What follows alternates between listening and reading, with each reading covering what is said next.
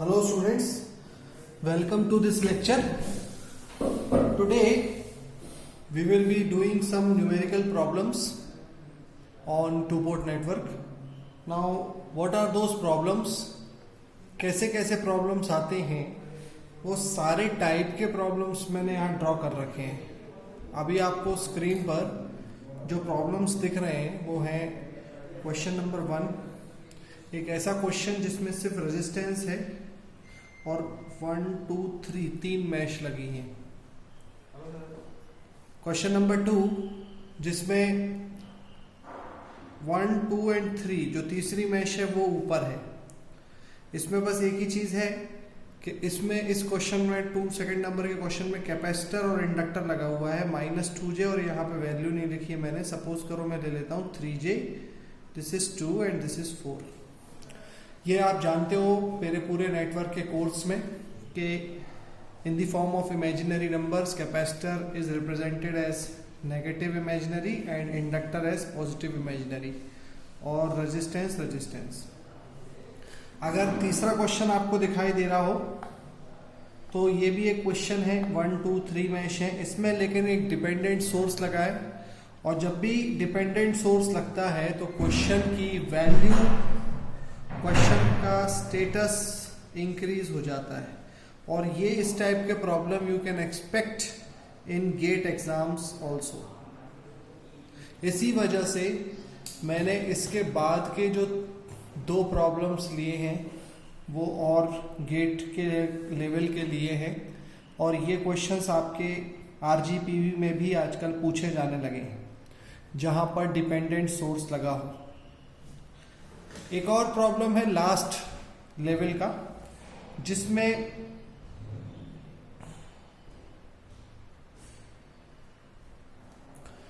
ये मैंने वैल्यूज लिख दी जो पहले नहीं लिखी थी। इस प्रॉब्लम में खास बात क्या है कि अब की बार कैपेसिटर को 2/S लिखा है, यहाँ 3/S लिखा है। तो आप जानते हो कि कैपेसिटर को इमेजिनरी फॉर्म में जब लिखना होगा तो -2J के फॉर्म में आ जाएगा कॉम्प्लेक्स नंबर, और जब भी लाप्लास फॉर्म में लिखना होगा फ्रीक्वेंसी डोमेन में तो 2/S। जितने लोगों को ये बात समझ में नहीं आई उनको मालूम होना चाहिए कैपेसिटर और इंडक्टर के बारे में।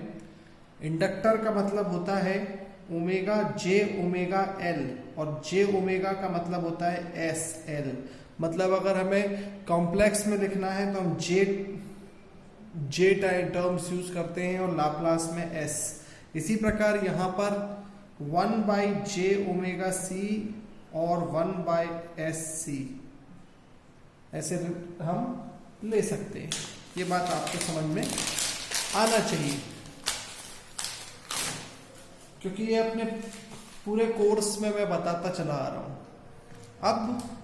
अब स्टूडेंट्स इन सारे क्वेश्चनों में आपने देख लिया कि कैसे कैसे क्वेश्चंस बने हुए हैं। अब इनको सॉल्व करने का तरीका, तो पहले तो सॉल्व करने से पहले हमें ये जानना होगा कि फाइंड क्या करना है। तो फाइंड करना है students Z parameters, Y transmission line, inverse type transmission line, hybrid, inverse hybrid.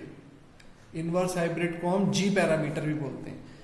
इतने सारे पैरामीटर्स हमें फाइंड करने हो सकते हैं किसी भी क्वेश्चन में कोई भी। तो मैंने अपने पुराने वीडियो में आपको सिखाया कि कैसे एक इक्वेशन बना के, कोई भी 2 इक्वेशन बना के किसी भी सर्किट की आप कोई भी पैरामीटर फाइंड आउट कर सकते हो।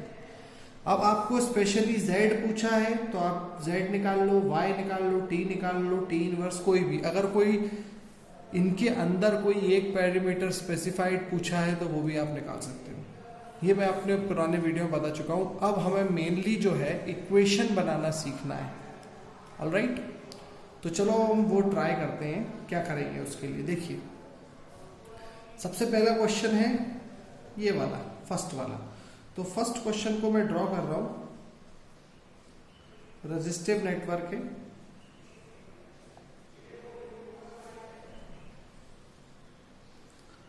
ये मेरा प्रॉब्लम नंबर 1।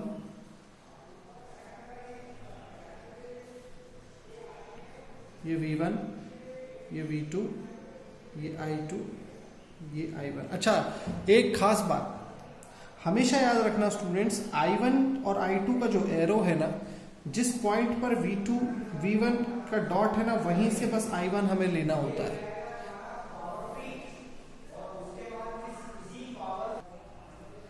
तो अब आपने यहाँ पर देख लिया होगा कि जब ये वाला प्रॉब्लम हम फर्स्ट वाला सॉल्व कर रहे हैं, दिस इज 1 2 3 और 4। अब यहाँ पर क्या है, मेरे पास फर्स्ट मैश है, सेकंड है और 3 मैश है। तो मैं अगर करंट अज्यूम करने पे आऊंगा तो I will assume 3 types of current. मतलब यहाँ आएगा मेरा I1 है ना, यहाँ पर रहेगा मेरा I2 और यहाँ पर रहेगा मेरा I3। तो स्टूडेंट्स हमको 3 डिफरेंट इक्वेशंस बनानी पड़ेंगी, एक I1 के लिए, एक I2 के लिए और I3 के लिए। और बहुत लेंदी टाइम कंज्यूमिंग प्रोसेस हो जाएगा अगर हम इसको पूरे को सॉल्व करेंगे। लेकिन अगर हम गेट के एग्जाम को क्रैक करना चाह रहे हैं तो हमारा जो फोकस होना चाहिए वो अच्छे और शॉर्ट रिकवरी मेथड की तरफ होना चाहिए। और वो क्या होगा वो हम सबसे पहले ट्राई करने की कोशिश करते हैं। ओके, हाँ, तो सबसे पहले हम क्या करेंगे, इस सर्किट के जो सेंटर, हम कोशिश ये करेंगे कि हमारे जितने भी ये सारे प्रॉब्लम्स हैं उन सारे प्रॉब्लम्स में हम सिर्फ 2 मैश लेके आए, कन्वर्ट करें। तो हम क्या करेंगे, इस वाली सेंटर वाली मैश का डेल्टा को स्टार में कन्वर्ट करेंगे। देखो कैसे, तो हम ये मार्क कर लेंगे, ये एक पॉइंट, ये दूसरा पॉइंट और ये तीसरा पॉइंट, और इन तीनों पॉइंट्स को हम यहाँ ड्रॉ कर लेते हैं, 1 2 और ये रहा मेरा 3। अब आप जानते हो कि डेल्टा के बीच में एक, जब हमें स्टार बनाना होता है तो हम एक बीच का एक और पॉइंट लेते हैं। तो हम इसको ऐसे लेकर एक स्टार बनाएंगे, ये एक स्टार, ये एक स्टार, और इस पॉइंट के आगे की जो डंडी है वो ऐसी, इसके आगे की डंडी ऐसी, इसके आगे की रेजिस्टेंस ऐसी, ये वाली, ये 1 है, ये ऐसा, ये ऐसा, ये V1, ये I1, ये V2 और ये है स्टूडेंट्स I2। अब इन तीनों की वैल्यू क्या है आपको मालूम होना चाहिए। 3 2 6 डिवाइडेड बाई 4 5 6 7 8 9, तो ये 6/9 ये हो गया। ये वाली वैल्यू हो गई 4 2 8/9 और ये हो गया 4 3 12/9। अब इस सर्किट को अगर हम देखें तो ये 2 मैश में कन्वर्ट हो गया। तो ये टोटल हो गया V1 जिसकी वैल्यू 6/9 प्लस 1 करेंगे तो 15/9 और सेंटर में ये आ जाएगा 8/9।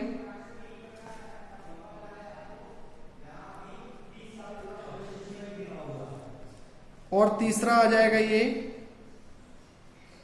12/9। ये V1, ये V2, ये I2, ये I1। कितना आसान है स्टूडेंट्स।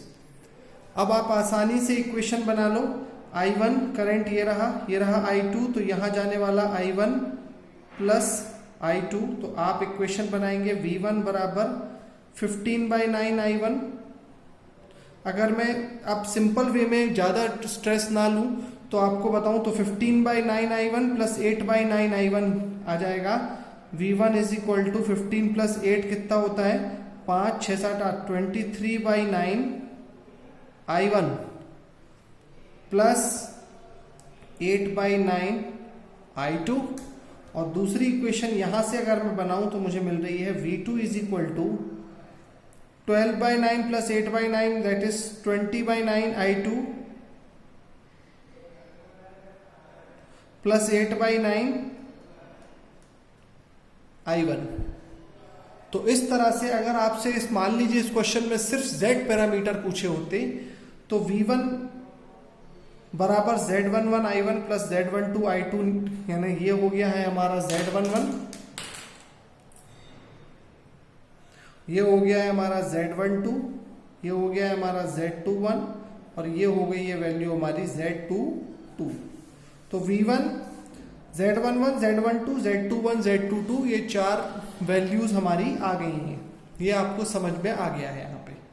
अब स्टूडेंट्स इसी क्वेश्चन में देखो न्यूमेरिकल ये आया था, हमने इसको ऐसे किया, आप चाहो तो I1 की एक इक्वेशन बनाते, I2 की दूसरी बनाते, I3 की तीसरी बनाते मैश एनालिसिस से, फिर I3 की वैल्यू यहाँ पर और यहाँ पर पुट करते और फिर लंबा लंबा करते जाते क्वेश्चन को, उससे इजी वे में मैंने ऐसे कर दिया इस क्वेश्चन को। जब आप वो वाली मेथड ट्राई करोगे जो यहाँ पे मैंने छोड़ दी है, तब आपको पता चलेगा कि ये इजी क्यों है। अब मान लेते हैं कि अगर किसी से ये पूछा गया होता कि हाइब्रिड पैरामीटर बताओ, तो हाइब्रिड पैरामीटर बताने के लिए आपको मेरा पुराना वीडियो देखना होगा कि कैसे हम कोई भी अगर हमें इक्वेशन मिल गई है तो उससे हम हाइब्रिड हो, ABCD हो, कोई भी पैरामीटर हम उससे बना सकते हैं। ये आपको समझ में आ जाएगा मेरे पुराने वीडियो से। अगर एक निकल गए तो हम कुछ भी निकाल सकते हैं बच्चों। फॉर एग्जाम्पल अगर अभी भी आपको जानना ही है तो मैं यहाँ पर जैसे एक एग्जाम्पल के तौर पे H12 पैरामीटर ले लेता हूँ, H12, ठीक है। उसके लिए मुझे आपने नोट कर लिया होगा, मेरे स्पेस नहीं है मेरे पास, तो मैं सोल्यूशन को डिलीट कर रहा हूँ।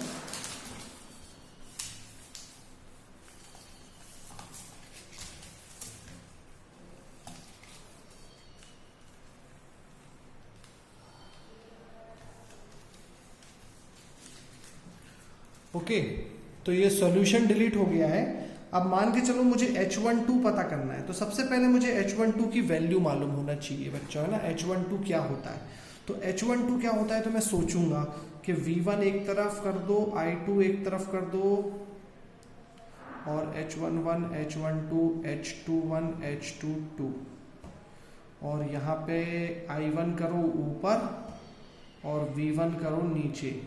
अब H12 मुझे ऊपर की इक्वेशन से मिल रहा है, मतलब V1 बराबर H11 I1 plus H12 V1 I2 I1 V2 ये होता है। तो अब मैंने जैसे रैंडमली सिलेक्ट किया कि मुझे H12 पता करना है, तो H12 पता करने की इक्वेशन क्या फॉर्मूला आ गया, H12 बराबर है मेरा V1 upon V2 when I1 equal to 0।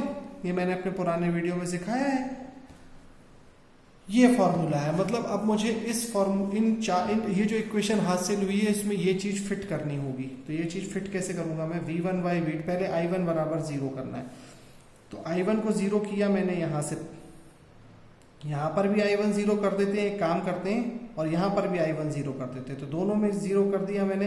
तो मुझे क्या मिलेगा, मैं सोच रहा हूं कि मैं क्या करूं ऐसा कि मुझे V1 बाई V2 मिल जाए। तो मुझे साफ दिखाई दे रहा है कि अगर मैं इन दोनों इक्वेशनों को डिवाइड कर दूं I1 को 0 करके, तो I2 से I2 कट जाएगा, तो आंसर आ जाएगा 8/9 डिवाइडेड बाई 20/9, यानी कि 9 से 9 कट गए, यानी 8/20। लो, अरे वाह, तो H12 तो देखते साथ ही आ गया यहाँ पर 8/20, यानी कि 4/5।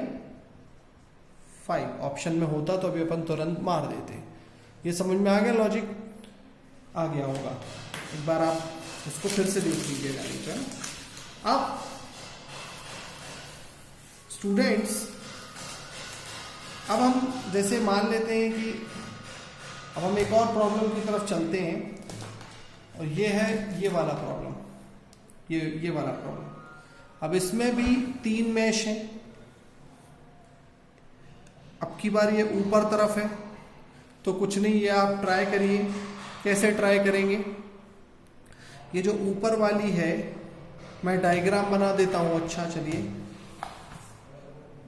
ये देखो, ये जो ऐसा घुमावदार रहता है ना सर्किट, ये कुछ नहीं है, ये एक लाइन है। तो देखो इसको ऐसे समझो कि ये कैपेसिटर है -2J, ये हो गया मेरा रेजिस्टेंस, ये हो गया मेरा रेजिस्टेंस, इसकी वैल्यू है 2, इसकी वैल्यू है 4, ये है 3J। देखो मैंने जो अभी इसको देख के बनाया, इन दोनों डायग्रामों में कितना अंतर है। मैंने क्या किया है, ये जो ऐसे घूमी हुई ये डंडी है ना, इस डंडी को ऐसे डॉट में रिप्लेस कर दिया, और ये सिर्फ इसलिए ताकि हम अपने कंफ्यूजन्स को बेटा दूर कर सकें। ये V1, ये V2। अब अगर तुमने मान लो यहां बना दिया एरो I1 तो सब गलत। तो I1 कहाँ बनाओगे, बिल्कुल इस डॉट के सामने। कोई भी चीज की शुरुआत हमेशा टू पोल नेटवर्क में ये जो पॉइंट है इसके बाद ये I1 नहीं है, ये है I1, ये ध्यान रखना, और ये है I2। अब ये डेल्टा तुम्हारे सामने है बच्चों। इस डेल्टा में तुम जानते हो कि अब कैपेसिटर लगा हुआ है, रेजिस्टेंस लगा हुआ है, तो मल्टीप्लाई करके डिवाइड तो हो नहीं सकता। तो अब एक ये 1, 2 और ये 3 पॉइंट को बनाएंगे, 1, 2, 3, है ना, और बीच में बनाएंगे स्टार, और ये V1 यहाँ इंडक्टर, ये और ये V2। आपको बात समझ में आ गई होगी यहाँ पर मैंने क्या किया है। और ये ऊपर का जो डेल्टा है इसको स्टार में बदल रहा हूं, तो इन दोनों के बीच में जो चीज आएगी एक बॉक्स के फॉर्म में लिख लेता हूं, एक बॉक्स के फॉर्म में लिख लेता हूं, एक बॉक्स। क्यों बॉक्स, क्योंकि रेजिस्टेंस और कैपेसिटेंस दोनों होंगे। तो 2 into -2j -4j divided by 6 -2j, तो -4j डिवाइडेड बाय 4 2 जा 8, 4 + 2 6 -2j। ठीक है, यहां हो जाएगा 4 2 जा 8 डिवाइडेड बाय 6 -2j, और यहां हो जाएगा आपका 4 2 जा 8j -8j divided by 6 -2j। समझ में आ गया। तो ये V1 हो गया, ये V2 हो गया, और ये हो गया आपका 3j। तो अब आप 3j, अब ये चीज जो है ना, ये 8 -6j और 3j ये सीरीज में आ गई। यहाँ अब आपका I1 मतलब कोई 2 मैश नेटवर्क बन गया है। ध्यान से देखो तो ये सब चीजें मालूम होना चाहिए। अब आप आराम से इसको कर ले जाओगे।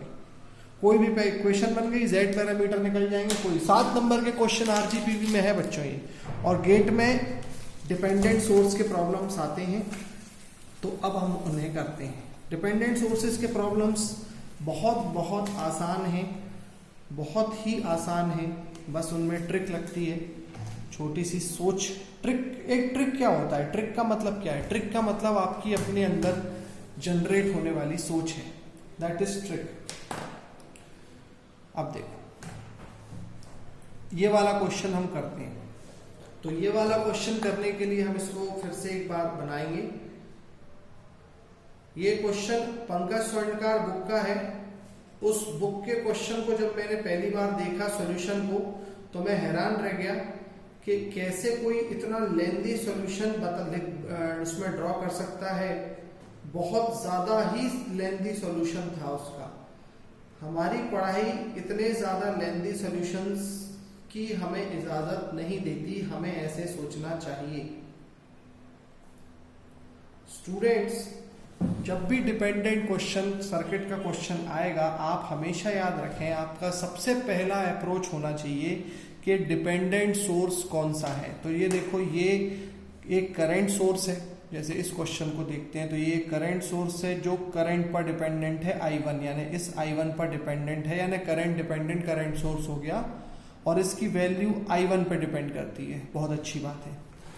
यहां पर भी ये करंट डिपेंडेंट करंट सोर्स है 6I1, ये भी इत्तेफाक से current dependent current source 5I1। तीनों वैसे ही क्वेश्चंस हैं। अगर ये प्लस माइनस लिखा रहता तो हम वोल्टेज सोर्स लेते जो कि उस पर डिपेंडेंट रहता। अब क्या करेंगे, एक चीज तो समझ में आ गई। अब हमें इक्वेशन बनाना है। तो देखो क्या दो इक्वेशन बनती है, एक I1, तो यहां देखने की कोशिश करते हैं। देखो यहां कोई रेजिस्टेंस नहीं लगा है, इस ब्रांच में साफ दिखाई दे रहा है। तो अगर वोल्टेज V2 इस पॉइंट पर V2 है ऑब्वियसली इस पॉइंट पर भी क्या होगा, V2, ठीक है। I2 करंट आ रहा है ऐसे, और हमें हिंट दी गई है कि एरो ऊपर तरफ है I1 का, यानी I1 जा रहा है ऐसे, सही बात है। तो I1 ऐसे और I2 ऐसे, तो मान लेते हैं कि ये दोनों मिक्स होके कुछ और करंट आगे की तरफ ही भेजेंगे इस साइड, जिसकी वैल्यू हम ले लेते हैं सपोज, अब हमें अज्यूम करना पड़ेगा Ix, let us assume Ix एक करंट। अब I1 करंट यहां से ऐसा आ रहा है, ठीक है, यहां तक आया। अब यहां से Ix आया जो कि है I1 प्लस I2। तो सबसे पहले तो Ix की वैल्यू हमें साफ साफ समझ में आ रही है, I1 प्लस I2 है, जो कि हमने एक अज्यूम किया है वेरिएबल। तो एक वैल्यू चीज तो हमें ये मिल गई। और 5 में कितना करंट जा रहा है अगर हम सोचें इस बारे में, तो 5 में कितना करंट जा रहा है अगर इस बारे में हम अपनी थॉट प्रोसेस दौड़ाएं, तो I1, यहां से I1 और यहां से Ix। तो current in 5 ohm resistance I5 कितना हो जाएगा, I1 प्लस Ix, यानी कि I5 बराबर, I5 मतलब I in current in 5 ohm resistance बराबर I1 प्लस I2, जिसकी वैल्यू हो रही है 2I1 प्लस I2। अब आप सोच रहे होंगे कि ये सर ये अचानक ये क्यों निकालने लगे, इसकी क्या महत्वता है। तो बेटा कोई महत्वता नहीं है, तुम भी मेरी जगह होते ना तो यहां से लेकर, अगर यहां से शुरुआत तुमने क्वेश्चन को करी है देखने की, तो तुम अंत तक देखते कि करंट कहाँ कौन सा है यार बताओ, तो ये तुम्हारे मन में आता। 10 में I1 है, 5 में पता चल गया 2I1 प्लस I2 है, 10 में I1 प्लस I2 है, Ix है क्योंकि इधर I2 है, ये आपको पता चल जाता। अब हम क्या करेंगे, सिंपल सी बात है, अब हमें दिख रहा है कि यार हम क्यों नहीं यहाँ पर नोड इक्वेशन लगा देते हैं, यानी ये करंट प्लस ये करंट इक्वल टू ये करंट। हम अगर करंट इक्वेशन से चलें तो कुछ काम बन सकता है क्या।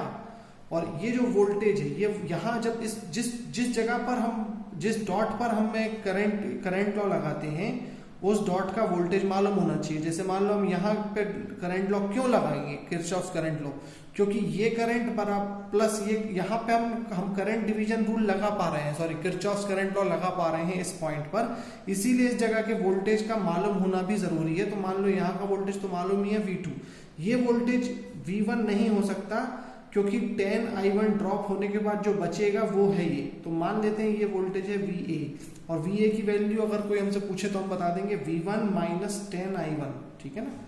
अब आप चलो आगे बढ़ते हैं, VA पर हम लगाते हैं, अल्टीमेटली हमें I1 I2 V1 V2 की इक्वेशन फॉर्म करनी है जिसपे हम दिमाग खर्च कर रहे हैं। और हम ये तक समझ में आ चुका है कि इन दो पॉइंट्स पर हम किरचॉफ करंट लॉ लगा के हासिल कर लेंगे इक्वेशन। तो कैसे होगी, I1 equal to, sorry I1 plus Ix, I1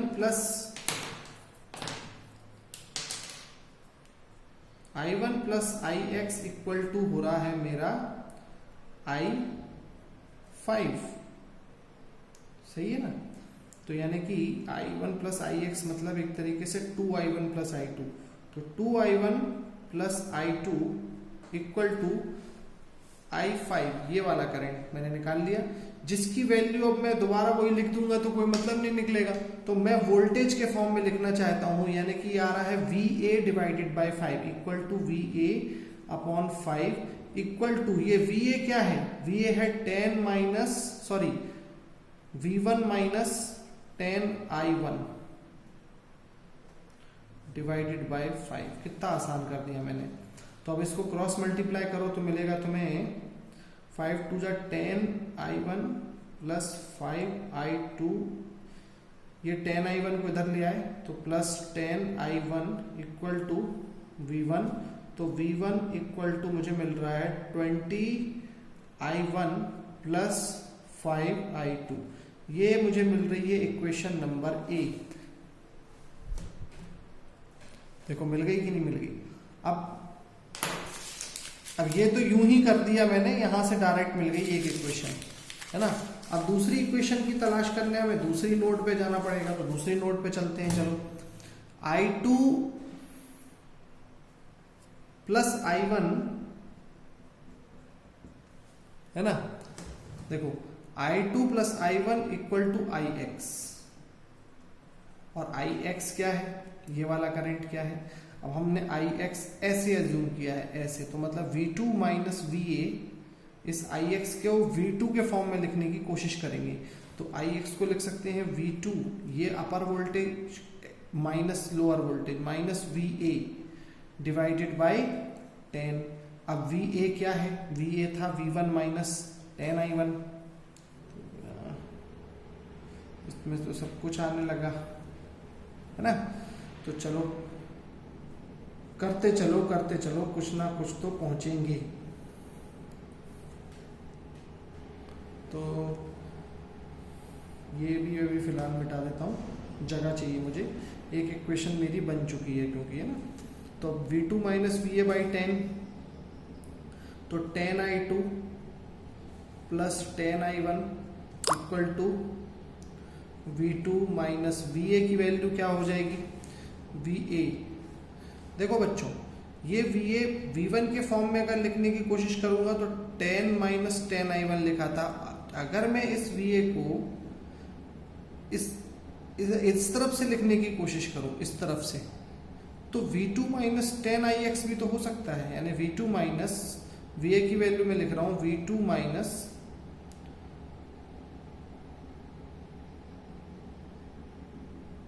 10IX। अगर मैंने ऐसा लिखा तो क्या होगा, V2 से V2 चले जाएंगे, माइनस 10IX बचा, माइनस 10IX मतलब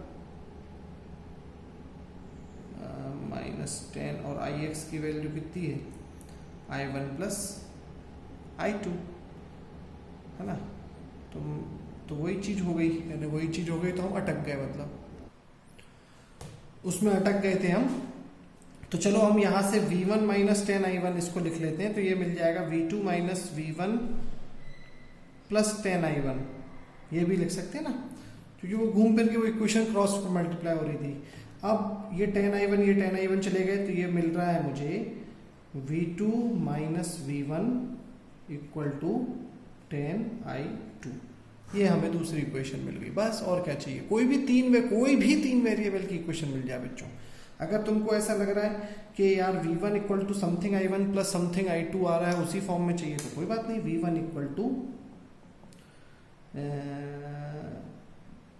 V2 माइनस 10I2 लिखा मैंने, है ना। अब तुम सॉरी V2 के फॉर्म में तुम्हें चाहिए होगी इक्वेशन। अब तो V2 equal to 10I2 plus V1 लिखा मैंने, V1। अब इस V1 की वैल्यू ये पुट कर दो यहाँ पे, तो ये पुट करोगे तो कितनी आएगी, V2 is equal to 10I2 plus 20I1 plus 5I2, तो ये हो जाएगा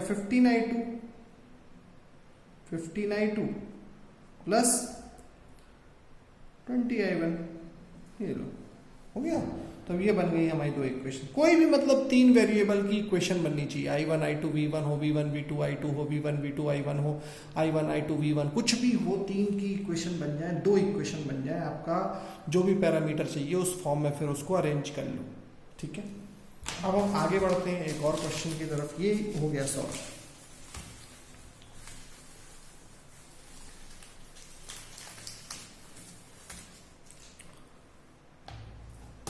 अब सपोज करो स्टूडेंट्स, ये वाला क्वेश्चन तो तुम होमवर्क करो, नहीं बनता है तो मुझे बताओ, मैं करूंगा।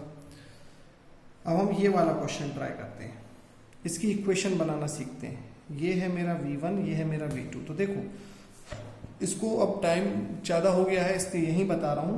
I1 यहाँ से आया, ठीक है। इस एरो की वैल्यू 5I1 दी हुई है, मतलब अब मेरे को बनाना ही पड़ रहा है। मैं पॉज करके इसको बना देता हूँ यहाँ पर, ठीक है। मैंने ये बना दिया है। देखो बड़ा आसान, I1 करंट यहाँ से जा रहा है, ये जा रहा है I1, ठीक है। यहाँ तक I1 पहुँचा, ओके। तो इस 1 ओम रेजिस्टेंस में I1 पहुँच चुका है। अब नीचे क्या गया अभी पता नहीं, अब आगे देखते हैं। यहाँ से I2 गया बच्चों, ठीक है, और 5I1 ऊपर से आया, सही है। 5I1 और I2 मिलके नीचे कितना गए यहाँ पर, अब दिमाग लगाओ, तो मिल रहा है 1 में कितना गए 1 में गया करंट 5i1 प्लस i2, सही है ना, और 5i1 प्लस i2 यहां तक आया और फिर 5i1 ऊपर चला गया और यहां आया i2, सही बात है। तो अब यहां आया i2, यहां आया i1, यानी इस 1 में कितना गया i1 प्लस i2। बात समझ आई? बस अब किसी भी मैश को क्लोज करके इक्वेशन लिख दो। एक इस मैश को क्लोज कर दो जिसमें v1 i1, इसको क्लोज कर दो एक, और एक यहां से इसको क्लोज करके एक इक्वेशन लिख दो, खत्म। कैसे? तो v1 बराबर 1 into i1 plus 1 into i1 plus i2, तो v1 बराबर मिला 2i1 प्लस i2, ये इक्वेशन नंबर ए मिल गई मुझे।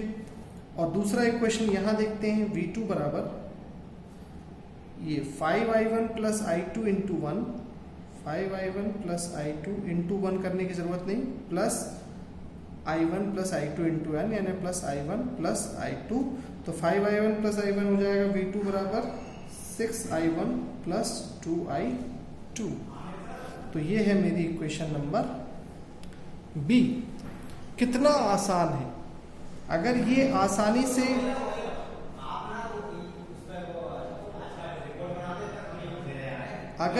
अगर ये आसानी से आपको पता है तो देखो, हमने v1 इज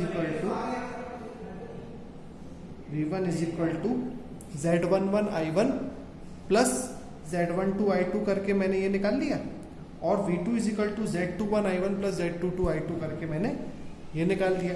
तो दो इक्वेशन अगर मुझे यहां मिल गई हैं